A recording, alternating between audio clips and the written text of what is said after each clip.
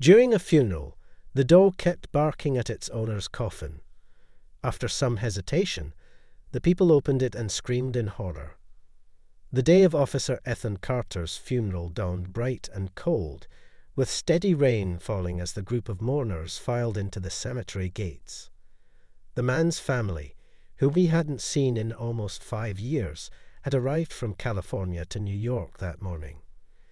They took their seats beside the coffin as Ethan's fellow officers arrived on the scene. All of the officers were dressed in uniform, all except the large dog who walked beside them. The dog Max had been the fallen officer's partner with the department, and after losing his companion, he was understandably devastated. The pair of them had gotten off to a rocky start, but within months they had become inseparable. And now the canine officer was heartbroken at the man's unexpected passing. During the interruption of a warehouse robbery, the officers took their places among the mourners and Coffin, allowing the loyal dog to lie down by their feet. At first, things were silent save for the soft sobs coming from Ethan's family. It wasn't until Max finally stood and approached the coffin that the atmosphere began to shift. The canine officer had been sniffing along the edge of the casket, soft whimpers coming from Max's throat.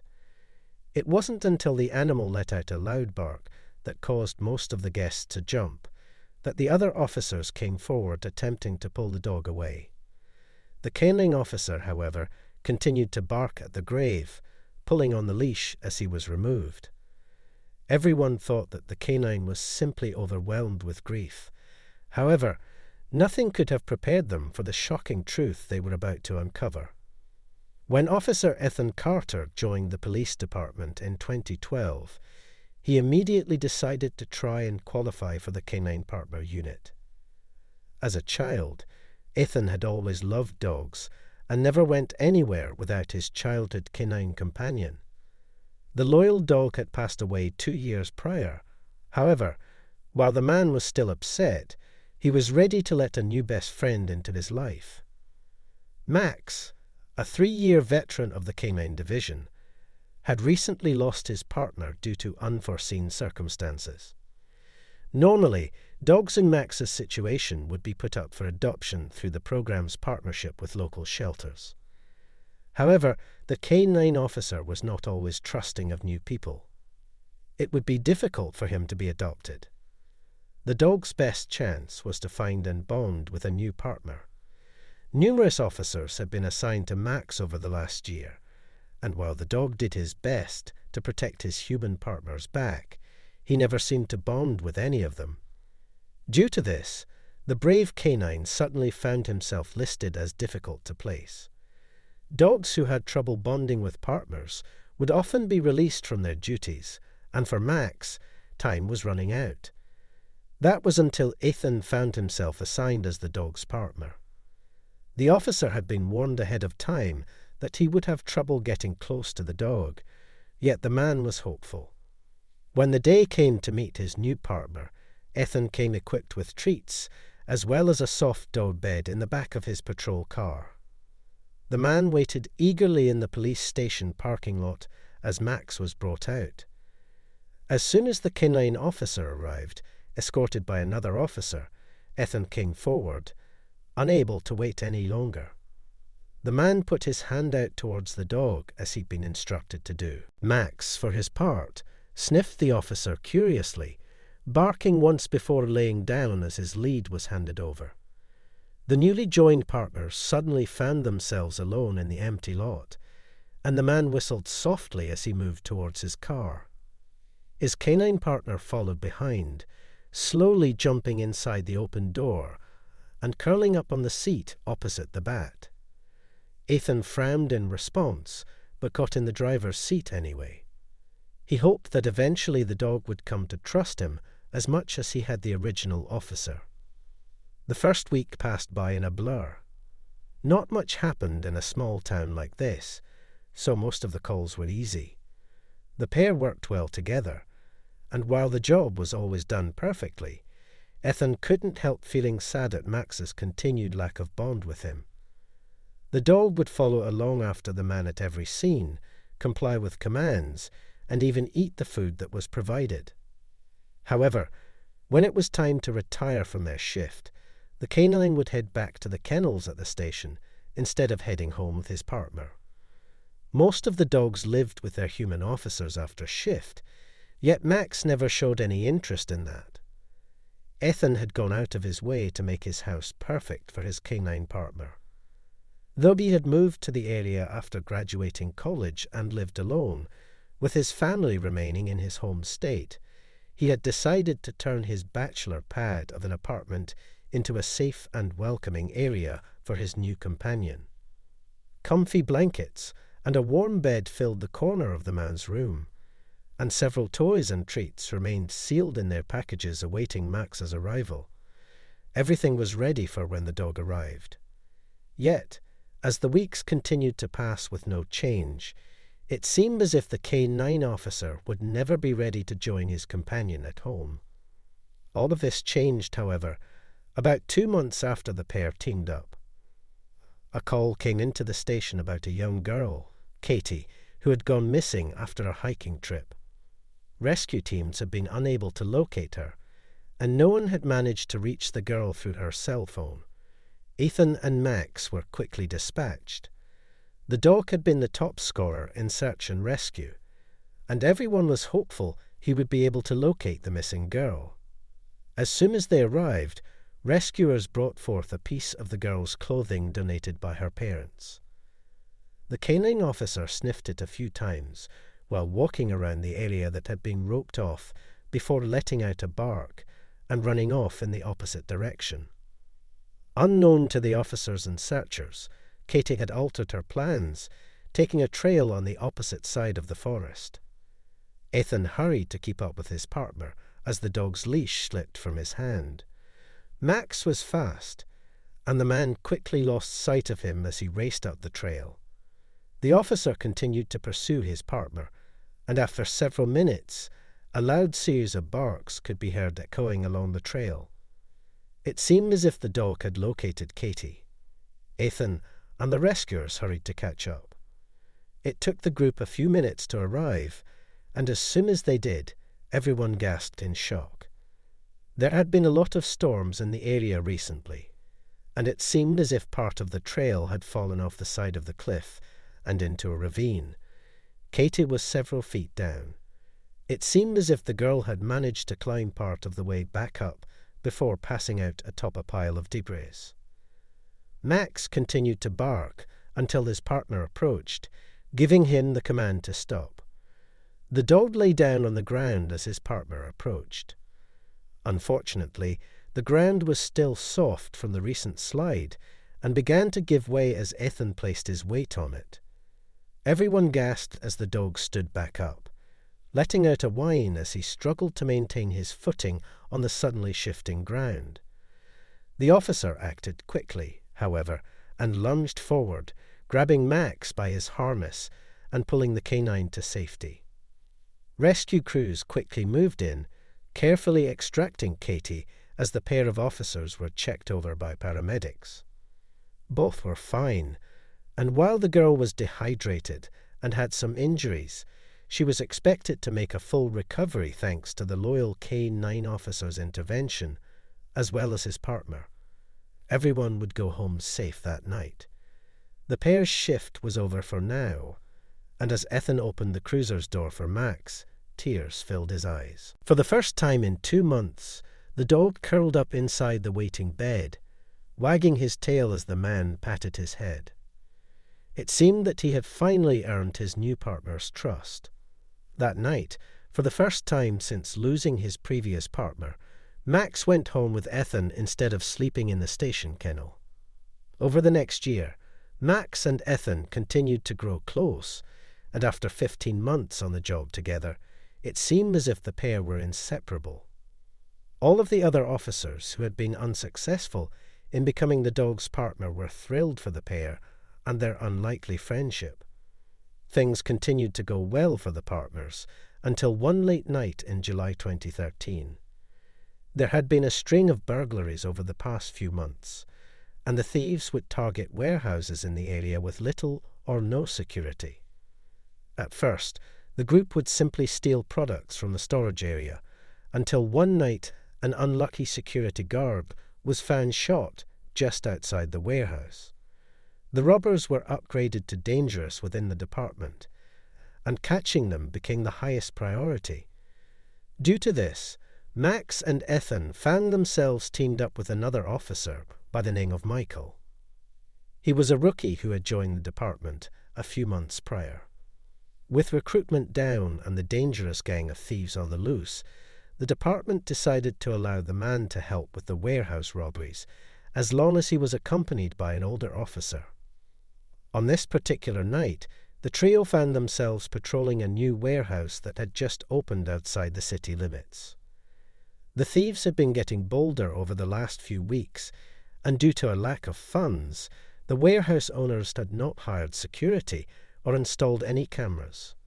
However, the company used the facility to store high-value items, which meant that it was a prime target for the group. The department decided to have the trio wait outside in an unmarked car to watch for any signs of activity. Hours passed by. Just as the pair was about to give up, Max let out a soft growl, and his partner looked up in time to see a dark shape slink away along the side of the building's wall. Ethan quickly signaled to Michael to get out, and the trio approached the building slowly, weapons at the ready. As they crept closer, Michael decided to take the left side of the facility, while Max and Ethan took the right. It wasn't long after the group split up that the canine officer let out another soft growling sound. Officer Carter looked up to see 3 people dressed in black hoodies attempting to open the back door of the warehouse, and he drew his service weapon carefully, demanding that the group freeze and place their hands in the air. The figures outside the door paused, and for a moment everything seemed to be going according to plan until Max suddenly let out a yelp, and the sound of gunfire split the air. One of the other thieves snuck up behind Michael as he approached alone, and as the rookie rounded the corner to join his fellow officers, the suspect opened fire. The scene quickly descended into chaos. Ethan had just enough time to radio in a distress call before he saw a man coming at him. By the time other officers arrived on the scene, the group was long gone, and Max, as well as his 2 fellow officers, were injured. The group was quickly sent to receive medical treatment, and while the canine officer's injuries were not as severe, the department was informed by the hospital that Officer Carter had succumbed to his injuries that night. Once again, the dog had lost his partner, and the fallen man's funeral was planned and covered by the department since his family lived so far away. Michael, the other officer on the scene, had been placed in a coma to heal from his injuries. The family flew in on the day of the funeral, and Max, who had been under the care of another officer from the department, was brought in to say farewell to his partner. It seemed as if things were progressing as normal until Max began barking at the casket. The other officers, including the canine's new partner, did their best to calm him. However, nothing seemed to quiet the dog. The family was getting more upset now, with the clear display of the canine's loyalty breaking their hearts. Despite everyone's efforts, the fallen officer's partner refused to quiet down, and Max's new partner found himself toppling to the ground as the dog yanked free, racing back towards the casket once again. As soon as the canine officer reached him, his bark became frantic, and nothing seemed to calm Max down. No one was sure of what to do until a senior officer stood up and addressed the group over the sound of the dog's barking. The man informed everyone that he had seen this happen before with canine officers, and that usually once the casket was opened and the dog could see its partner's face, they usually calmed down. The family was reluctant. No one had seen the man's body, and due to the lack of a wake and their late arrival time, the family had opted for a closed casket service. The sounds coming from Max were beyond heartbreaking, and not wanting to see the loyal dog suffer anymore, the fallen officer's mother agreed to open the coffin. A representative of the funeral home stepped forward, and as the lid was lifted, the officer's mother screamed in horror. The body inside the casket was not Ethan Carter, and everyone stood in shock as the woman stood up, demanding to know who this man was and what happened to her son. Max, on the other hand, finally grew silent, lying down next to the grave. It seemed as if the dog had known all along that the coffin did not belong to his partner, and now that he had drawn attention to it, he was content to stay where he was. Ethan's mother was furious, and the funeral was halted as the head of the police department was called, as well as the hospital. Everyone wanted to know how something like this could have happened. How could Officer Carter have been reported as deceased, and yet have a different young man placed inside his casket? The family and mourners quickly dispersed, heading back to the police department, accompanied by Max and his fellow officers. An investigation was quickly launched to understand what had happened. The hospital had been the one to identify the deceased as Officer Ethan Carter, and while there had been a mistake, it was unclear as to how the mistake had happened. The head of the police department, as well as the family, including Max and his new partner, headed to the hospital hoping for answers. While waiting for the group to arrive, the doctor who had handled the officer's case had it downstairs to the area where the deceased patient's belongings were stored until family members could retrieve them. The ID, as well as belongings, they had recovered from both officers, including the man who remained in a coma, were sealed inside the bags, carefully labelled with their names.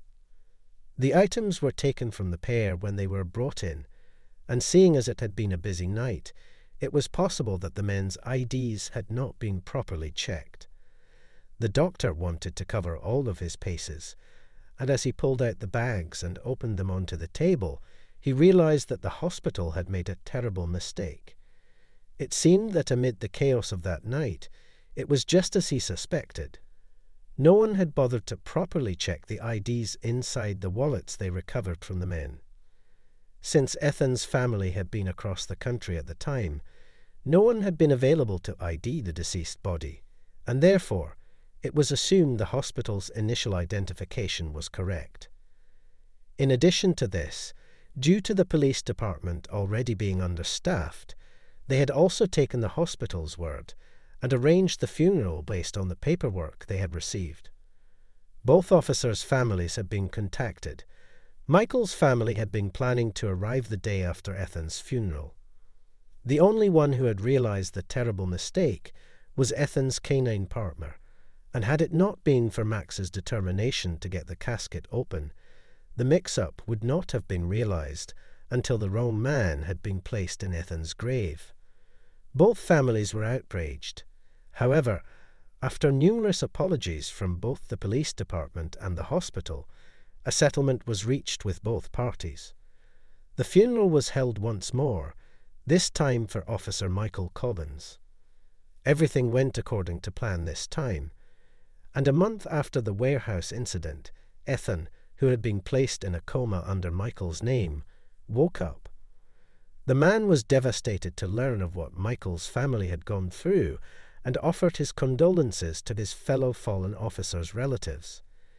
It took another month for Ethan to properly recover from his injuries. He had been badly beaten by the group of thieves. Max stayed by his partner's side the entire time. The pair are still just as inseparable as they had been before the incident.